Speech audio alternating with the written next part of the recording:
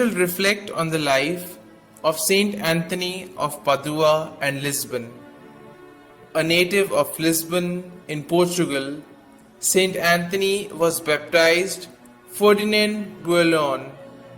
He joined the canons regular of Saint Augustine in the year 1210, but the sight of the bodies of the first Franciscan martyrs brought back from Morocco 10 years later inflamed him with the desire for martyrdom. His brethren therefore permitted him to join the newly founded mendicant order of Saint Francis the Assisi. Having taken the name Anthony, he was, at his own request, sent to Morocco, but falling seriously ill, was forced to return. His ship, however, was driven to Sicily by a great storm, where he heard that a general chapter had been called at Assisi for Whitsuntide 1221. He joined the 3,000 brethren there and saw Saint Francis for the first time. In his humility, he concealed his own learning and so was assigned menial tasks at a monastery near Fordley.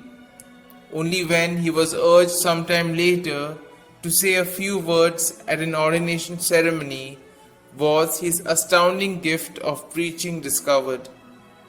Anthony could explain Holy Scriptures so simply, profoundly, and lucidly that Saint Francis wrote to him thus, "It is my desire that you teach theology to the brethren, provided, however, that the spirit of prayer and devotion may not be extinguished." So he taught and preached throughout southern France and northern Italy. His winning personality, combined with a clear, powerful, and pleasing voice, enabling him to impart readily his knowledge to others. God also granted him the gifts of miracles, of tongues, and of prophecy, besides the prevalent heresies of the Cathari and the Patrines. It was the obstinate vices of luxury, pride, tyranny, hatred, and avarice which he attacked with particular zeal and success. Humble to the core, Anthony considered his preaching and ministry, nay, his whole life, as a service, thereby winning over innumerable souls for Christ.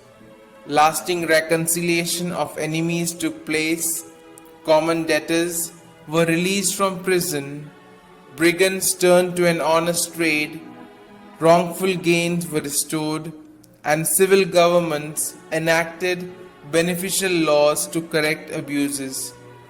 Anthony died on the 13th of June 1231, aged barely 36. He was canonized a year later and was declared doctor in the year 1946 by Pope Pius XII. He is the patron of Portugal, of travelers, of pregnant and barren women, and of the poor.